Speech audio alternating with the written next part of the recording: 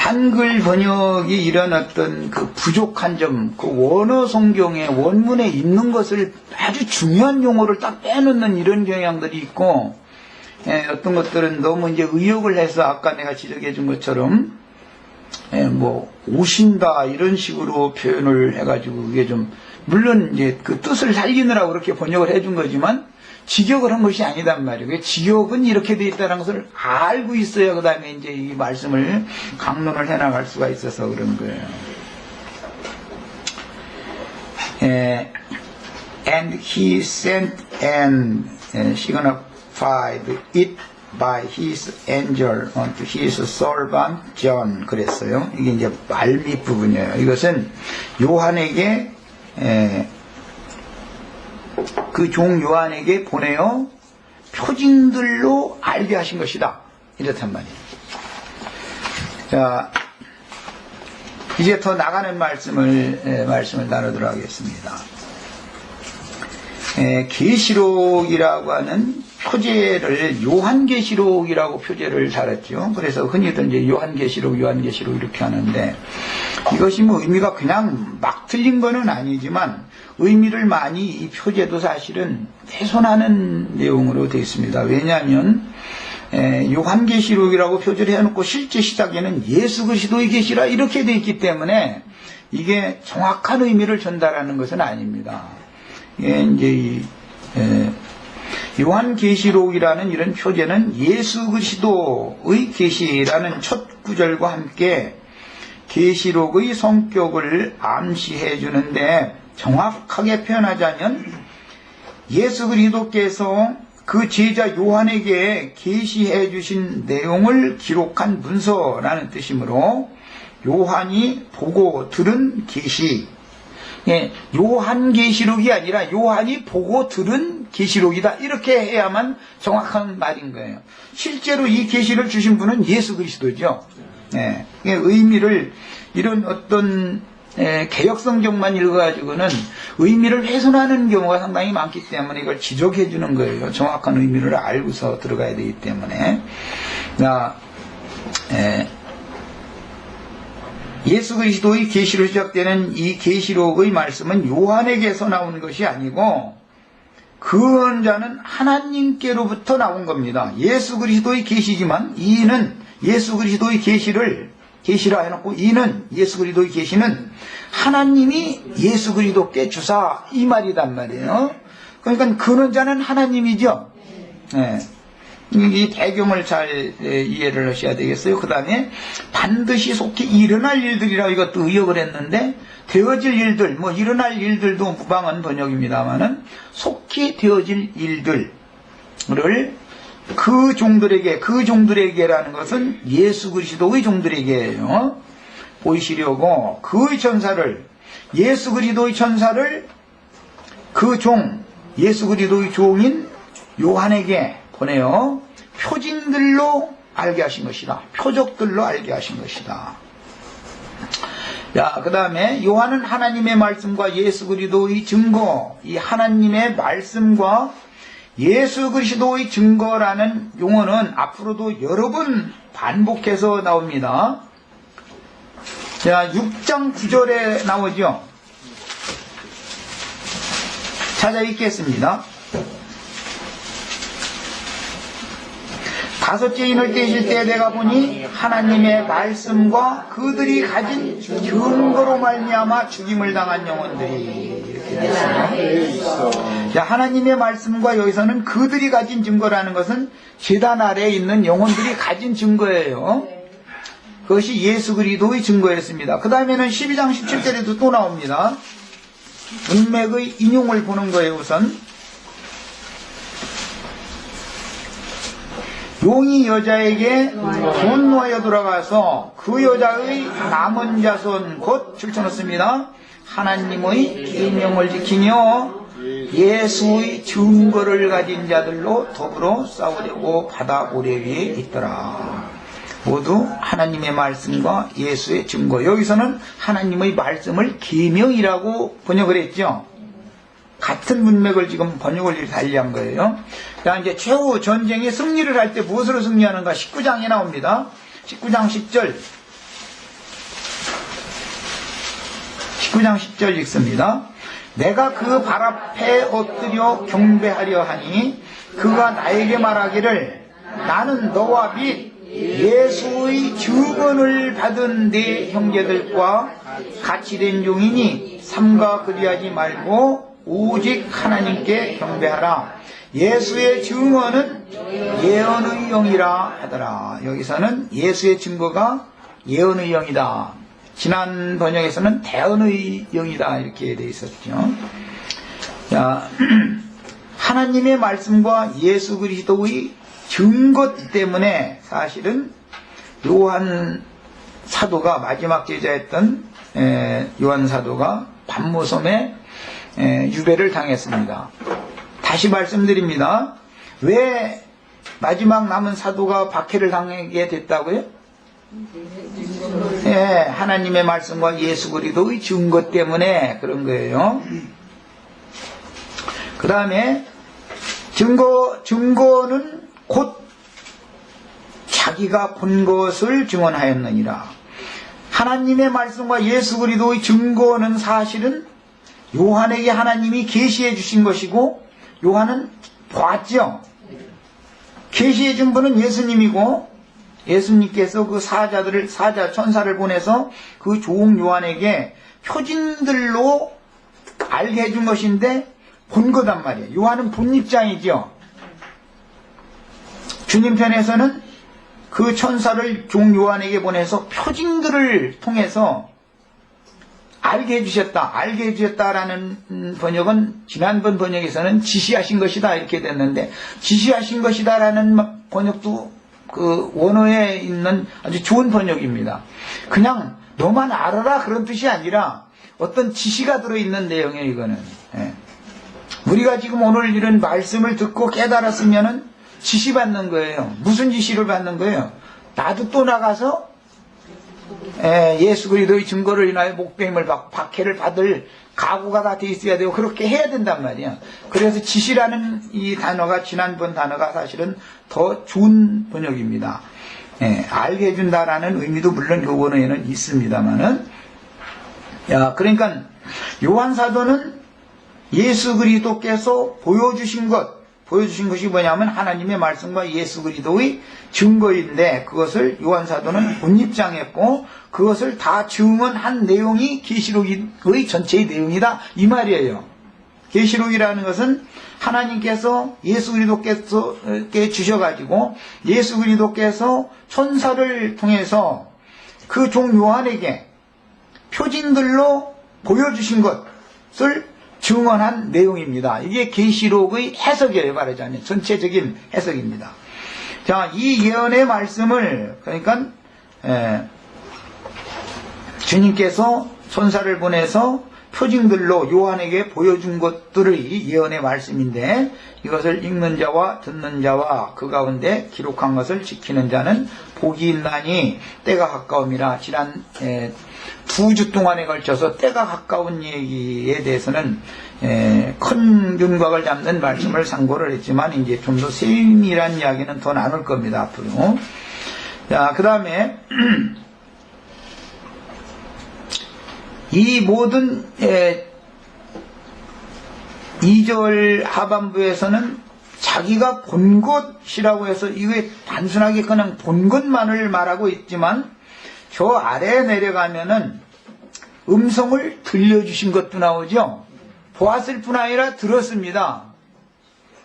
첫 번째는 15절 읽겠습니다.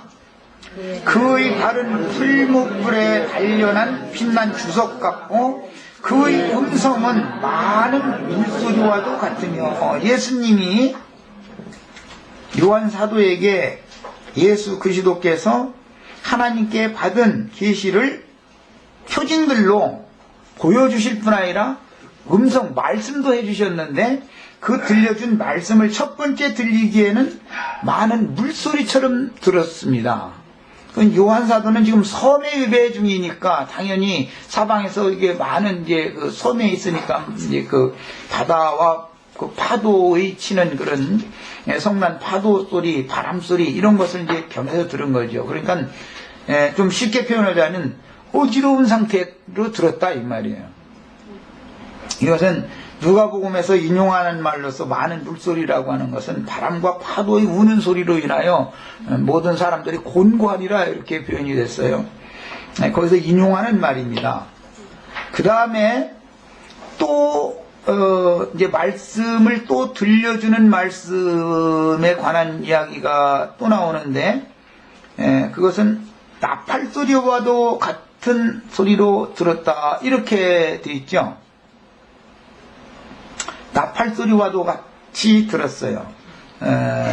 그거는 10절, 10절에 섬에서 들었는데, 반모라는 섬에서 지금 두 가지 소리로 듣는 거예요. 내 귀에서 나는 나팔 소리 같은 큰 음성을 들었다 그랬어요. 보여주실 뿐 아니라 나팔 소리와 같은 큰 음성으로도 들려주셨고, 많은 물소리와도 같은 음성으로도 두 가지 방식으로 이렇게 들려주셨어요.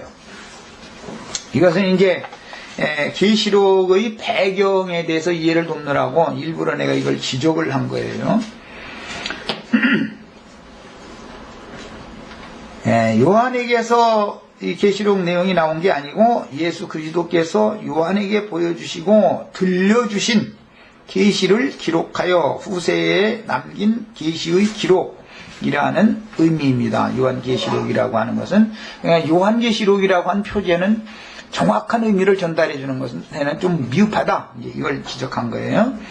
요한에게 계시된 본서의 기록 연대는 예루살렘과 유대 나라가 로마에 의하여 멸망당한 지 20년 이상이 지난 주후 90년에서 95년경이며, 이때 당시는 로마의 황제 중에 도미시안이라고 하는 그 독재자 황제가 황권을 가지고 그 지중해변의 모든 그 제국을 다스리던 때였습니다. 그리고 교회들은 당시 지중해변에 세워져 있는 상태였기 때문에, 지중해는 큰 바다, 대해, 이제 여러 가지로 표현을 하고, 팔레스타인 땅은 이제 땅이라는 표현이 나오는데, 거룩한 땅이죠. 로마는 다니엘서의 예언에 의하면 네 번째 바다에서 올라온 큰 짐승이었습니다. 그 짐승국의 10 황제가 대대로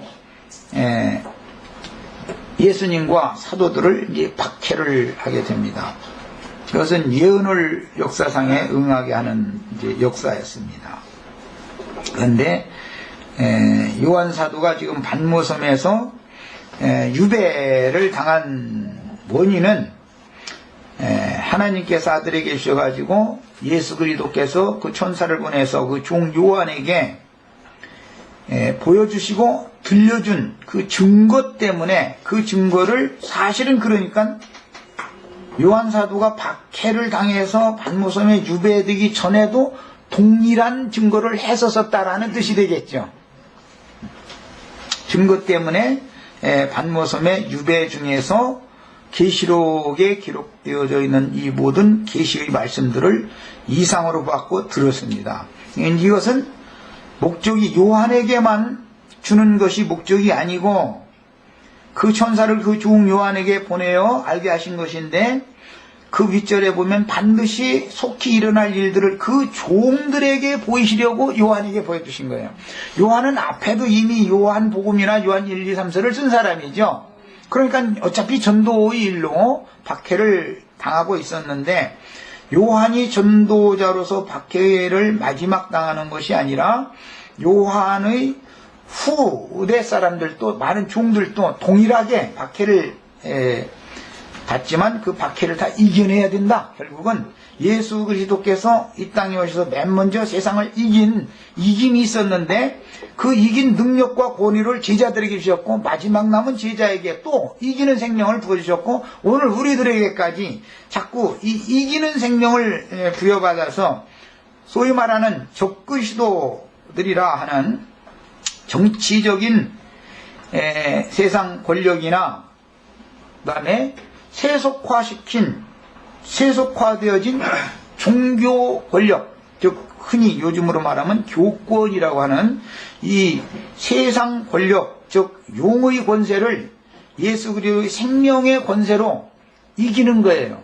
이기는 자들이 되라는 목적으로 계시록이 기록이 되어진 거예요. 계시록을 주신 목적이에요.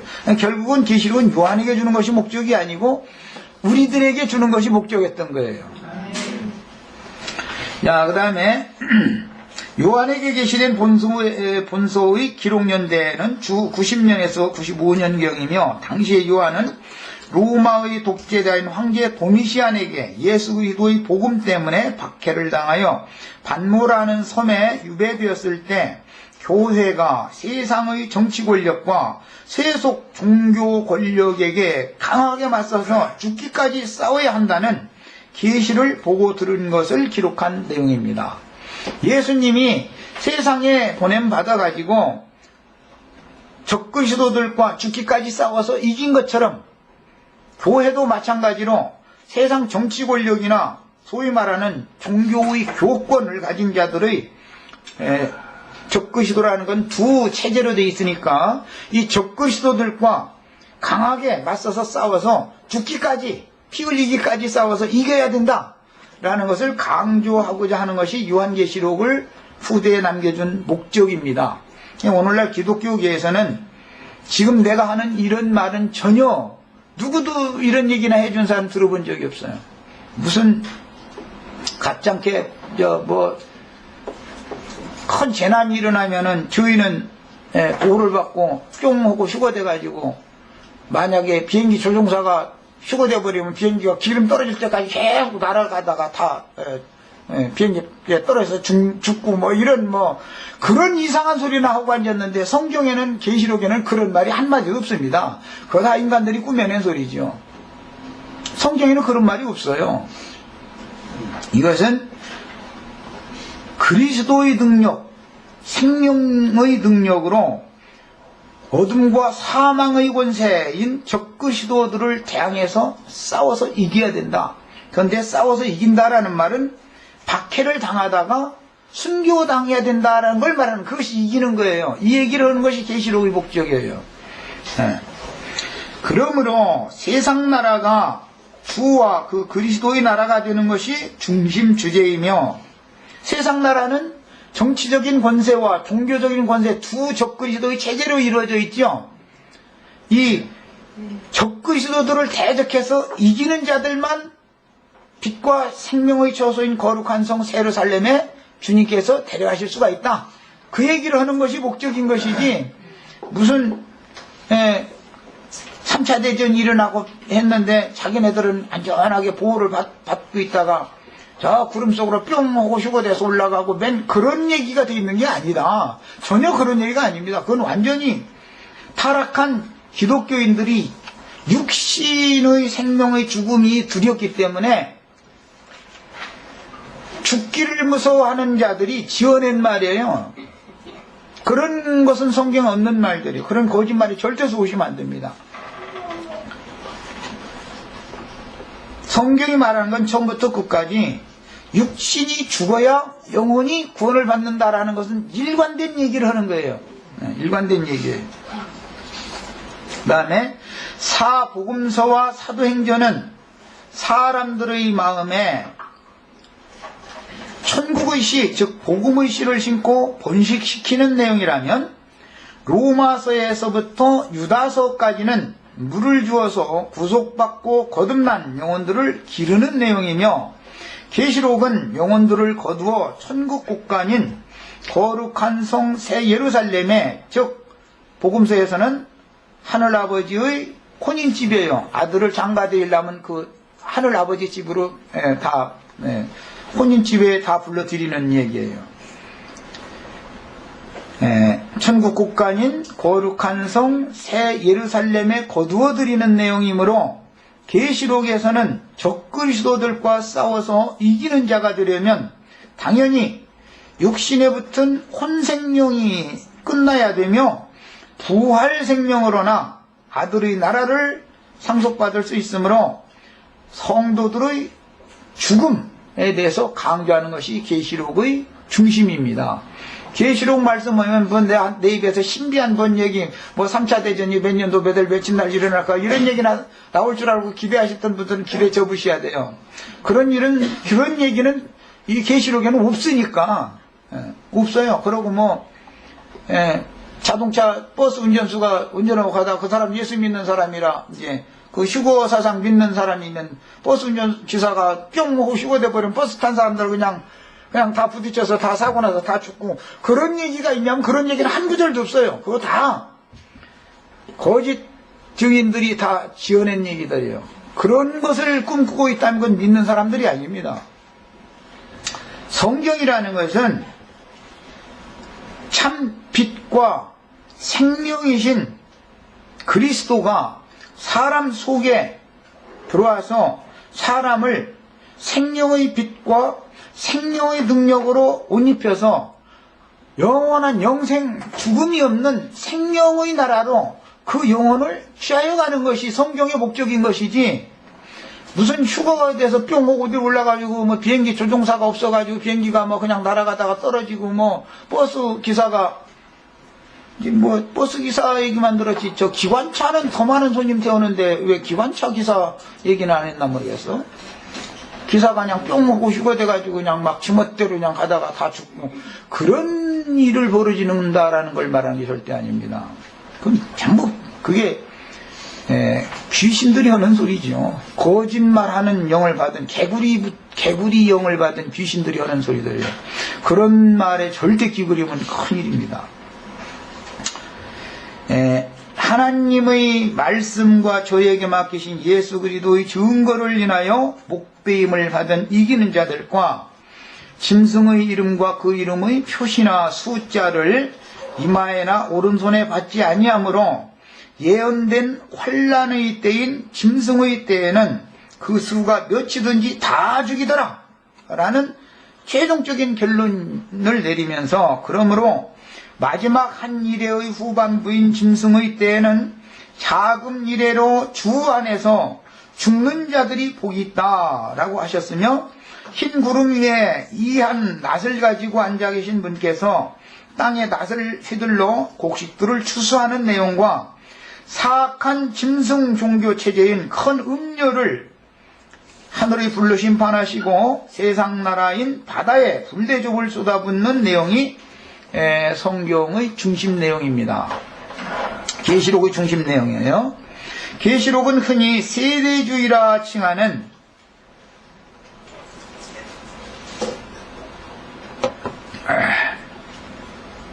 어떤 자들이 주장하는 것처럼 지구의 종말이 곧 올 것이다 라든지, 그때 자기들은 그 엄청난 재난으로부터 보호를 받고 공중구름 속으로 휴거되고 자기들이 교리를 반대하는 자들이나 예배당에 다니지 않는 세상 사람들은 재난으로 다 죽임을 당한다, 이런 허황된 내용이 절대 아닙니다. 예를 들어서 우리나라에서 핵발전소가 만약에 사고가 나서 어떤 경우에, 이것은 이제 예를 드는 거예요. 과도하게 그 원자파에 노출이 됐다. 그러면은 거기에 대해서 아무리 예수를 믿어도 해를 받는 거예요. 그 해를 받지 않고 뿅 하고 휴거되는 게 아니에요. 핵폭탄이 만약에 터졌어. 예를 드는 거예요. 이건 예를 드는 거예요. 그러면 핵폭탄이 터져서 피해를 입힌 그 반경 내에 이와 같은 주장을 하는 사람들이 있었어도 그 사람들도 죽어요. 그 사람들도 뿅 하고 휴거될 일 없고, 그 사람들은 뭐 어떻게 안전하게 그들만 싹 보호받고 나머지만 죽고 이런 일은 절대 없어요. 한꺼번에 다 죽는 거, 그 반경 내에 있으면. 예를 들어서 북한이 공격해서 쳐들어와서 여기다 대포 쏴가지고 여기가 명중돼가지고 있으면 여기에 있던 사람은 뭐 누구야 저쪽 가에 있으면 안 맞고 나 있는 쪽에 정통으로 부딪히면 내가 죽고 이제 그러겠지만, 피해는 적극구구는 있을 수 있을지라도 그 반경 안에 있으면 피해는 동일하게 받는 거예요. 이게 하나님의 공의인 것이지, 하나님 무슨 애기 장난하듯이 어떤 지역에 막 심판을 베푸는데 거기서 그냥 누구누구는 그냥 몰래 살짝 해가지고 어디다 그냥 감춰놔가지고서 보호를 받고 그 재난을 피하게 만든 다음에 뿅 하고 구름으로 뭐 데리고 가고 이런 그런 것은 귀신 초등학교 1학년 아이들도 그거 안 믿어 사실은. 그런데 이상하게 박사님들 무슨 뭐 그래도 뛴다난다 하는 분들이 다 그걸 믿으니 참 이게 비밀이죠. 악한 귀신이 창세로부터 처음부터 거짓말하는 자요 살인자인 마귀가 온 천하를 이와같이 다 지금 깨고 있는 거예요. 이게 절대 속으시면 안 됩니다. 그러니까 내 입에서 무슨 신비한 뭔 묘술 얘기가 나와가지고 우리들만은 재난을 피해가지고 구원받는다 그런 줄 아시라고 믿습니까? 이런 소리 들으려고 와서는 그냥 일찌감치 가셔. 그럴 일은 절대 없어요. 그건 하나님도 아니에요. 만약에 어떤 일을 그렇게 하신다면 난 그런 신 믿지도 않아. 그게 애기만 못한 짓을 하고 앉았는 신을 왜 믿고 앉았어? 그 다음에 계시록이 원래 창세 전부터 암약하던 어둠과 죽음의 세력인 아침아들 계명성이라고 그랬는데 이것을 라틴어를 영어로 음력한 것이 루시퍼라고 번역이 되죠. 미국의 그 루시퍼 대통령이 루즈벨트라고 했었었죠. 루즈벨이죠. 루즈벨. 그 루즈벨이라는 별이 이제 마귀에 대한 상징적인 이름인데 고유명사죠. 그런데 그의 추종 세력들인 무저갱의 황충군대 귀신들이 적그리스도의 세력이 되어 세상의 짐승나라를 지금까지 계속 주장하고 있지만 때가 차니 참 빛과 생명의 능력이신 그리스도와 진리의 신앙을 끝까지 추종하는 하늘군대가 악의 세력들을 무찔러서 이기므로 이것은 이제 아마겟돈 전쟁이다. 이래가지고, 아마겟돈 전쟁은 3차 대전 아주 그냥 공식이요, 그냥 기독교에서는. 그래서 3차 대전 핵폭탄 터져도 자기들만 안 죽어. 이제. 그러고 이제, 전쟁 끝나면 뿅 하고 휴거돼 버려. 이런 것은 정말 말도 같지 않은 소리인 거예요. 이미 복음서에서도 보면 주님께서 두 무덤 사이에서 날마다 소리 지르는 군대 귀신 들린 자에게서 귀신들을 쫓아내고서 네 이름이 뭐냐 그랬더니 난 군대입니다 하더라는 거예요. 그 복음서에 나오는 얘기죠. 그 군대 귀신이에요. 계시록에서는 무저갱을 열니까 황충군대 귀신이 나왔다 이렇게 황충이라고 돼 있는데 그것은 선지서들에서 뭐 황충이 먹다 남은 건 느시 먹고 느시 먹다 남은 건 무엇이 먹고 이렇게 해서 이제 그게 귀신들 얘기예요. 귀신들이 밥이 된다 이 말이에요. 하나님 백성들이. 그런데 그 귀신들이 한 얘기가 있죠. 아직 우리의 때가 되지 않았는데 무저갱에 들어가라 하시지 말고 저 산에서 먹고 있는 돼지떼한테 들어가게 해달라고 그랬죠. 그러니까 귀신들을 무저갱에다가 가두는 때가 있죠. 그런데 귀신들은 그때를 알고 있죠. 아직은 그때가 이르지 않았다라는 걸 알고 있었죠. 그런데 계시록에는 하늘에서 힘센 천사가 혀를 가지고 내려와서 마귀 군대 귀신들의 대장 마귀와 그 군대 귀신들을 싹 결박해가지고 무저갱에다 집어넣고서는 인봉해서 딱 잠궈놓죠. 그래서 군대 귀신들이 창세기 1장에서부터 계속해서 전 인류사에 암약을 해왔다 이거예요. 암약해왔어요. 그런데 계시록 20장, 21장 이후에서는 그 1000년이 차기까지는 귀신들의 왕인 마귀가 복음서에서는 바알세불이라고 그랬는데 마귀가 결박당해 있어가지고 활동을 못 한다는 거예요. 그러면 이제 창세기 1장의 예언이 실현되는 거예요. 이제 거기서. 이처럼 창세기 1장에 암시되고 선지자들이 예언했던 주와 그 그리스도의 나라인 천년왕국은 반드시 실현되어 세상 나라가 주와 그 그리스도의 나라가 된다. 이 말은 귀신들이 활동하지 않아야만 주님이 나라가 임한다 이 말이에요.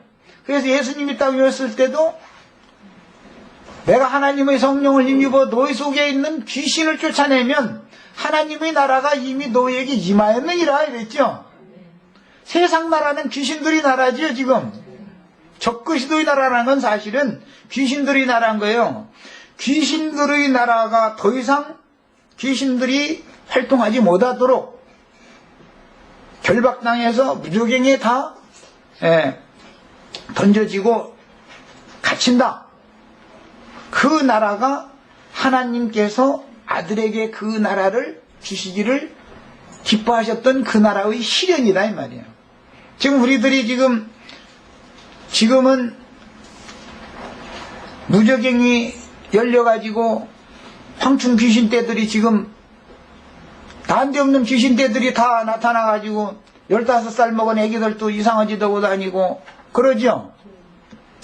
귀신들이 계시록 9장에 보면 무저갱이 열려서 귀신들이 올라오니까 군대 귀신이 올라오니까 어떻게 되더라고 그랬어요? 온 천지가 다 어두워지더라고 그러잖아요. 지금 온 천지가 어두운 것 같아요? 빛으로 충만한 것 같아요? 이와 같이 지금같이 어두운 때는 없었죠. 불행하지만 우리나라 대통령 역사 중에서도 지금같이 이렇게 어두운 무지하고 어리석은 이런 대통령을 가진 적도 사실 없었던 것 같아요. 내가 보기에는. 이제 잡아갈까 무섭네. 어쩔 수 없지 뭐. 세상 나라는 어차피 대적하라는 나라인데 뭐. 적그리스도들이니까 난 그냥 그래서 세상 말로 까발리는 거예요. 세상에서는 그냥 자꾸 그냥 그 큰 권세 가진 사람들 그냥 치느냐고 이런 소리나 가끔 듣는데, 적그리스도라는 건 두 체제예요. 정치적인 권세자와 교권을 가진, 그냥 바다에서 올라온 짐승과 땅에서 올라온 짐승, 두 짐승으로 되어 있는 게 적그리스도의 체제다 이거예요. 이 세상 나라는 무너지고 주와 그 그리스도의 나라가 세워지게 되어야 되는 것이 우리들이 증거해야 되는 말씀이에요. 이렇게 증거하면은 미움 받쳐서 다 박해받고 하게 돼 있어요. 세상 가짜는 짓 하고 앉아서 대통령 잘하신다고 방구만께서 시원하겠습니다 이러고 앉았고 그러면은 뭐 박해할 일이 없죠. 내가 보기에는 정말 요거도 먹을 짓거리만 아주 어둠의 일만 하고 있는 이런 사람들이 나타나고 권세를 잡고 있는데, 이것이 귀신들이 역사에서 그런다 이거예요. 지금 귀신들이. 그 무저갱이라는 말이 그럼 뭐냐? 무저갱 하면은 저기 뭐 지구 땅속으로 사흘 동안 타고 들어가면 있고 이런 어떤 그런 장소가 아니고, 내 육체라고 하는 것이, 모든 사람의 혈육, 육체라고 하는 것은 무저갱인 거예요. 육체의 욕심이라고 하는 것은, 이것은 무저갱이에요. 성경이 말하는 무저갱이라는 의미를 잘 아셔야 돼. 그래서 각 사람이 다 자기 무저갱에서 자기가 겨울 나온 귀신들에게 이 영혼이 지금 사로잡혀 귀신들에게 잡혀먹고 있는 중이야. 자기 속에 다 무저갱이 있죠? 거기에는 주님 말씀에 큰 날의 심판 때까지는 활동하지 못하도록 악의 영들을 다 가둬놓는 장소라는 거예요. 그것은 일반적인 은총이라고 그래요. 뭐가 자물쇠를 딱 채워놔요? 인간 속에 양심을 주는 게 뭐예요? 내 육체 속에는 온갖 불의와 악함과 더러운 것들이 가득 들어있지만 감히 함부로 멋대로 하지 못하는 건 뭐 때문에요? 자물쇠를 딱 하나님이 잠궈놔두고 은총으로 지켜주시기 때문에 함부로 못한 거예요. 그런데 지금은 무저갱이 열려가지고 15살 먹은 주먹만한 것들도 이상한 짓 하고 다녀버려. 그게 보통이 돼버렸어. 오늘 아침에 나 이상한 신문 읽었는데, 세상이 참 각박해지는 거죠. 점점 애기 엄마를 어떤 뭐 할머니가 막 이쁘니까 이제 손을 좀 댔던 모양이지. 그러니까 막 애기 엄마가 이제 화를 내면서 이제 뭐라 한 거예요.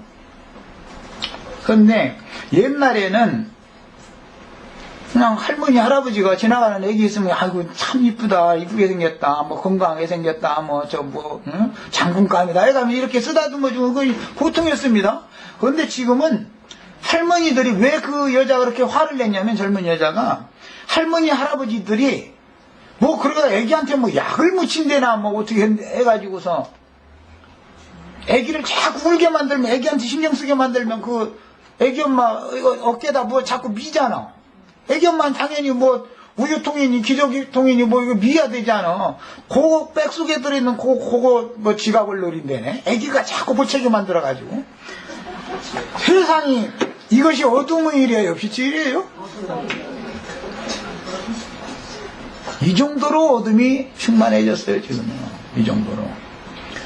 그래서 이런 모든 어둠의 세력들을 빛과 생명력으로, 어둠과 사망의 권세를 다 빛으로 보자기 속에다 몽땅 폭 쏴가지고서 몽땅 갖다가 다시는 활동하지 못하도록 갖다 던져 넣는 것이 아마겟돈 전쟁이라는 거예요. 이것이 큰 나라의 전쟁이라는 거예요. 이 전쟁에서 이기는 자만이 거룩한 성 예루살렘에 데려가신다, 이 얘기를 하는 내용이 계시록 내용이에요.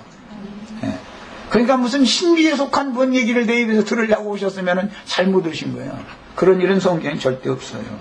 성경이라는 건 창세로부터 계시록까지 모두 참빛과 생명이 어둠과 죽음의 세력을 어떻게 이길 것이냐, 그 싸움이 창세기부터 계시록까지 계속하고 계시록에서 결말이 나는 얘기를 하는 거예요. 3차 대전이 일어나서 미국이 뭐 러시아를 이기느냐 지느냐, 뭐 중국을 뭐 미국이 이기느냐 지느냐, 이런 얘기에 초점이 맞춰진 게 절대 아니에요. 뭐 세상 나라에 어떤 전쟁이 일어나면 그런 표상으로 뭐 그런 일이 있을 수가 있겠죠. 그러나 미국이 이겨도 우리가 구원받는 문제와 상관이 없고, 중국이 이겨도 내 영혼이 구원받고 못 받고 문제와 상관이 있는 게 아니에요, 절대. 내 속에 있는 어둠의 세력을 생명의 능력으로 이기는 거예요. 빛으로 어둠을 물리치는 거예요. 이 얘기를 하는 것이 계시록의 핵심 주제입니다. 창세기 1장에 암시되고 선지자들이 예언했던 주와 그 그리스도의 나라인 천년왕국은 반드시 실현되어 계시록의 끝과 창세기의 시작이 맞물리는 때가 속히 임할 것이므로 때가 가깝다, 인자가 속히 온다, 계속 그런 얘기해도 인자가 속히 온다, 나 예수가 속히 오겠다, 계시록 마지막에 그러니까 아멘 주 예수여 오시옵소서, 그 얘기 한 지가 2000년이 됐죠 지금. 그런데 여태 아는 사람들은 왜 그러는 거예요? 나에게 구원을 주시고 이기는 생명을 능력으로 옷 입혀줘서 어둠과 죽음의 세력을 각자가 다 이기게 하려고 예수님이 오시는 것이지, 공중 구름에서 올 때 가슴 치면서 통곡하고 애통해서 울라고 그 예수를 기다리는 사람들이 이게 정신 나간 사람들이다. 예수님이 지금 이 시간에도 도적같이 임하셔서 형제 자매님들에게 생명의 능력을, 이기는 생명을 넘치도록 부어주셔서 다 이기는 자로 거룩한 성에 다 추수되어져 들어갈 수 있기를 바랍니다. 아멘. 이것이 계시록을 추구하는 중심 주제고 목적이에요. 그래서 주님은 계시록에 2번이나 난 도적같이 오겠다 그랬어요. 그런데 도적같이 오겠다는 주님은 안 기다리기 상해, 사람들이. 지금 내 말 속에서도 도적같이 오신 주님이 오셨어요? 빛을 가지고 오셔야 된단 말이야. 생명의 빛이 임해서 나의 영을 강화시키고 마음을 담백해 해줘야만 어둠과 죽음의 세력을 물리치고 이길 수 있단 말이야. 도적같이 오실 때, 속히 오실 때 주님을 다 만나고 주님의 생명으로 죽음의 세력을 이기셔야 되겠어요. 빛으로 어둠을 이기셔야 되는 거예요.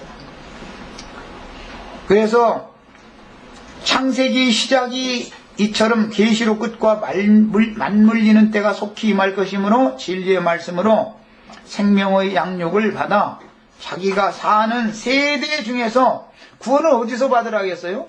악하고 음란한 이 세대 가운데서 구원받으라. 우리는 이 세대 가운데서 구원받아야죠. 사람 사는 것이 요즘에는 너무 각박해. 훈훈한 인심이라는 인정이 흘러가지가 않아요. 왜 그래요? 무적행이 열려서 그래. 무적행이 열려서 어둠의 세력이 역사한다 이거예요. 일반적인 은총도 없어. 안 믿는 사람들도 30년 40년 전에는 안 믿는 사람들도 지금보다 훨씬 못 살았습니다.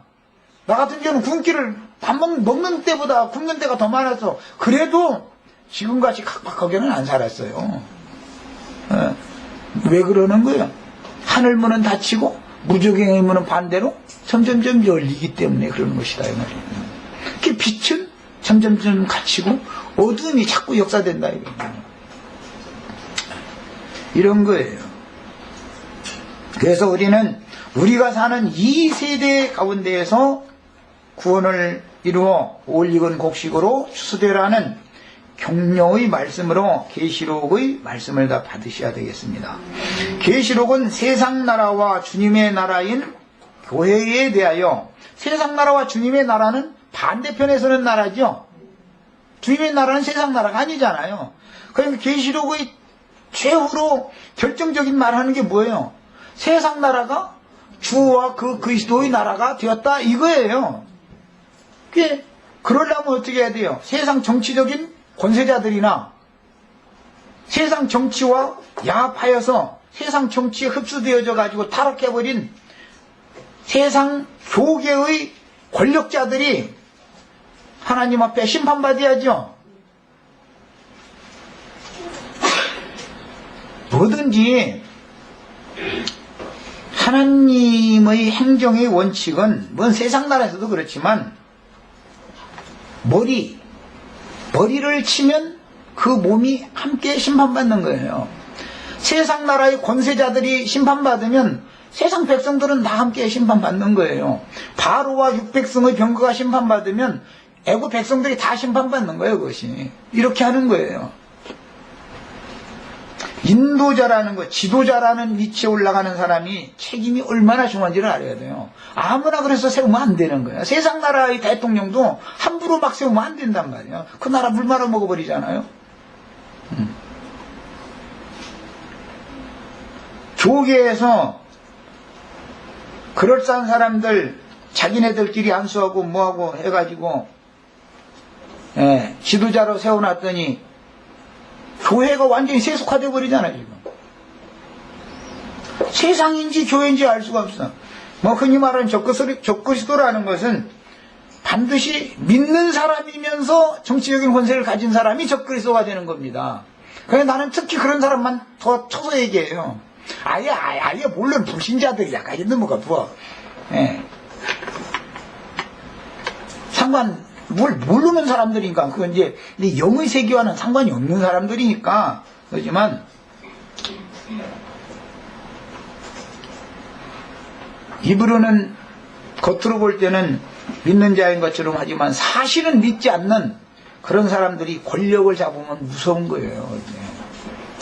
그것이 로마 황제가 기독교를 국교화시킨 것이 계속 매 세대에 세상 나라에 재현되고 있기 때문에 세상 나라가 주와 그 그리스도의 나라가 된다는 것은 믿는다 하지만 사실은 불신자인 그런 사람들이 거짓 그리스도인들이죠. 이런 사람들이 세상에서 권력을 잡으면 이 사람들이 적그리스도가 되는 거예요. 여기까지 하고 잠시 쉬었다가